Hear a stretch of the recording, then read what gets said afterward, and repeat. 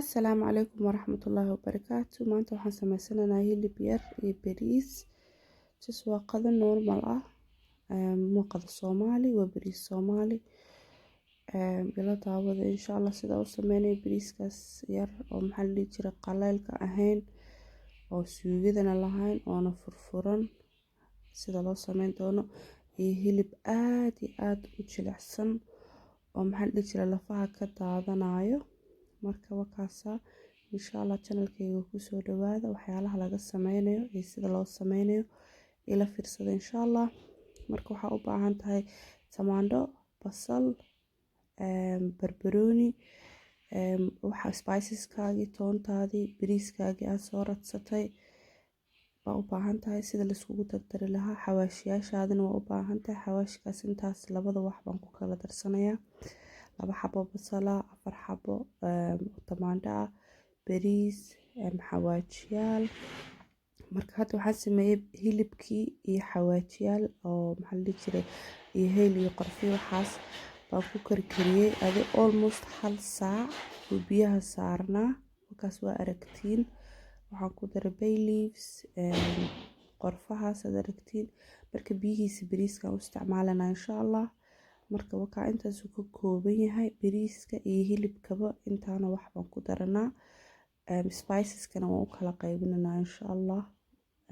Waxay kala yihiin anaan igu soo qoraya hoos. Toonta iyo kabsar caleentana waa tumanay. Freezerka usually geliyaa laakiin marka la tumaan ka jeclahay. Hilibkeenina maraqi waa ka baxsanay marka sida loo karinayo la daawada. Weel baa soo qaadanaysaa. Weelka waan ka soo saaray hilibkii horta waxyaalihii ku jiray. Saliid baa xaggan ku karsanaysaa. Basashaadii baa ku ridanaysaa shaah iyo 2 xabo tamaandho baa ku ridanaysaa. Intaas baa horta isku shiilaysaa. Waa kala shiili kartaa laakiin hal mar haday ku shiilmaana it's okay dhib ma lahan. Marka intaas si fiican iskugu walaaqaysaa ama isku dhex gelinaysaa. Waxaa ku daraysaa spiceski waa maaji, waa kabsar caleen shiidan, waxaa waaye filfil, cusbo yar iyo maraq digaag iyo kan oo bariiska loogu talagalay in yar ah. Marka intaas ku darsanaysaa iyo cusbo yar. Adu waxa waa u yar si fiican baa ugu qiyaasaysaa because bariiskina waa ku daraysaa kana waa ku daraysaa. So labadii waxba ma rabtid inay cusbadi ka badato insha Allah. Marka wakaasa waa dabooli kartaa. Marka daboosho dhacaan yar buu dhalayaa si fiican uu isku dhex galayaa. Marka wakaa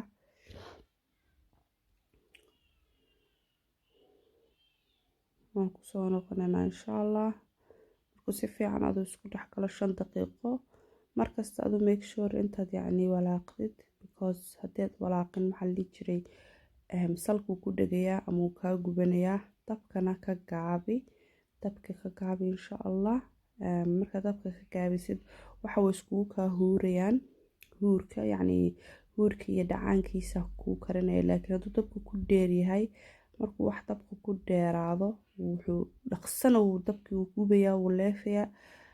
Asagina si fiican oo nafla kuuguma karayo insha Allah. Marka always waxa markaa karsanaysid dabka ka gaabso. Marka ka gaabisid wixii tartiib wax kasta tartiib bay ku fiican yihiin. Waxaa la yiri dhaqso meel laguma gaaro. So tartiibtaas buu kugu karayaa insha Allah. Marka anu hadda waxaan sameynayaa waxaan soo jarjaranayaa waxyaalihii kale oo bariiska kuwiisi ahaa. Inta kulli hal mar horta way ii diyaarsanaayeen sida arkayseen laakiin marka hore maxaa la dhihi jiray waa sii diyaarsanayaa yacni hilibka maraqa aan hilibka ka saarayna ma daadinayo insha Allah. Bariiskan ku karsanayaa. So waxaan sameynayaa marka hadda suugada yar isku dhex qalaysto hilibkan ka soo saarayaa insha Allah.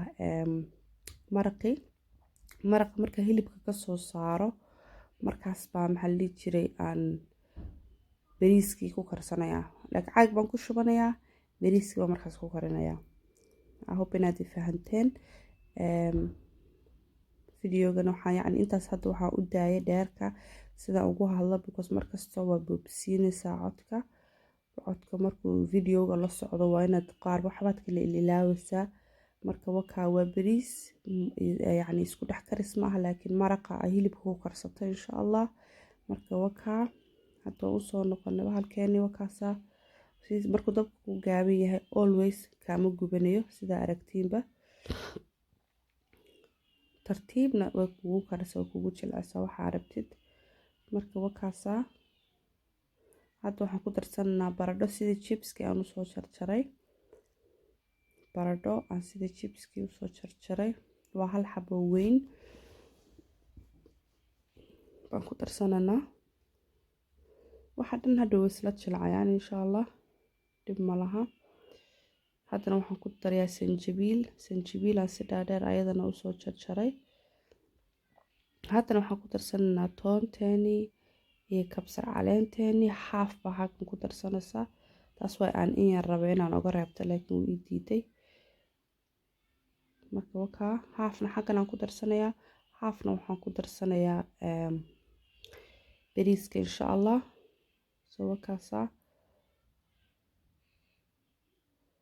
saas isku dhex gelinaysaa already ayadoo wax badan lagu sameynin ba wakaas ka qurux badan. marka wakaadana waan kusoo noqday 2 daqiiqo kadib. si fiican isku dhex geli. cuntadana Soomaalida si badan oo loo sameeyaa leedahay. marka always hadaad aragto qof si kale wax u sameysanaya ha isdihiin waay buu saan ugu sameynayaa insha allah. marka hadda wakaa hilibkeeni baan soo saaranaynaa. hilibkii wuu jilcay, lafihii buu ka daatay.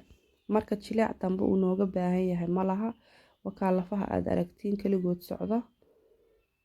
marka lafihiisii isagii way isdaayeen. markaa jab yaroo qorfa iga haray laakiin dhib malaha, isagana waan ka saarayaa. laf kalena waa aragtiin. marka insha allah hadda wuxuu u baahan yahay inaa yacni waxaan qudradan iyo spiceskani waxaan dhex gelisid. hilibkana markuu always jilicsan yahay fiican yahay. tamarind sauce weeyaan, waa raqay sauce laga sameeyay, way dhamaatay laakiin biyaan kusoo shubanayaa. kalarka kaa bedelaysaa. ana wax cadcad ma jecli, markuu always brown inuu iska yahay baan jeclahay. marka wakaa markaasuu kale ani ila qurxan yahay because suugo macaska ma rabno. wakaa si fiican isku dhex galay.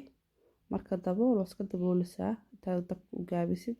soo hadda isla digsigii hilibka aan kasoo shubanay maraqina waan ka shubay, saliid baan dabka ku saartay.